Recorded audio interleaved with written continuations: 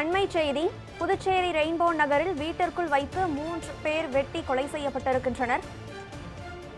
Puducherry rainbow நகரில் 2 பேர் கொலை செய்யப்பட்டதாக கூறப்பட்ட நிலையில் மேலும் ஒருவர் கொலை செய்யப்பட்டுள்ளதாக தகவல் வெளியாகியுள்ளது. இதுகுறித்த கூடுதல் விவரங்களுடன் இணைகிறார் நமது செய்தியாளர் ராஜகுமார்.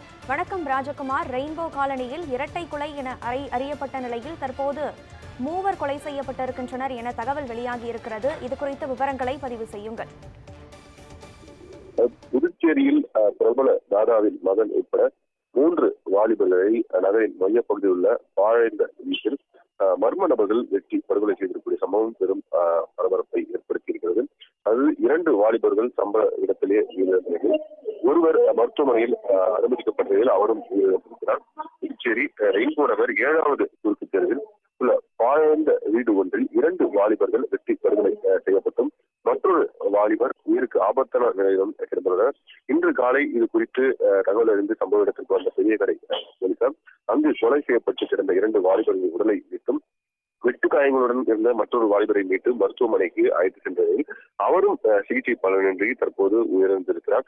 கொலை செய்யப்பட்ட நபர்கள் குறித்து போலீசார் நடத்திய முதற்கட்ட விசாரணையில் உயிரிழந்தது பிரபல தாதா டெஸ்டான் மகன் ரிஷித் என்பதும், மற்றொருவர் திடீர் நகரை சேர்ந்த தேவா என்பதும், மற்றொருவர் ஜே நகரை சேர்ந்த ஆதி என்பதும் தெரியவந்திருக்கிறது.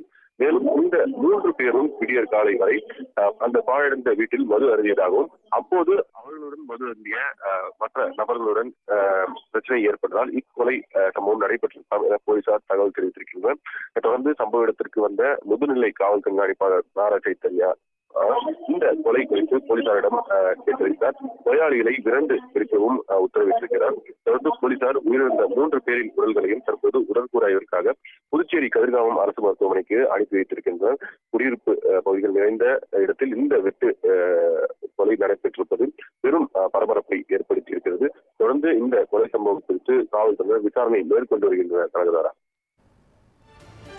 இரட்டை கொலை என அறியப்பட்ட நிலையில் 3 பேர் ஒரே வீட்டில் வெட்டி கொலை செய்யப்பட்டிருக்கின்றனர். அவர்களுடைய உடல்கள் பிரேத பரிசோதனைக்கு அனுப்பி வைக்கப்பட்டிருக்கிறது. இதுகுறித்த விவரங்களை பதிவு செய்தமைக்கு நன்றி ராஜகுமார்.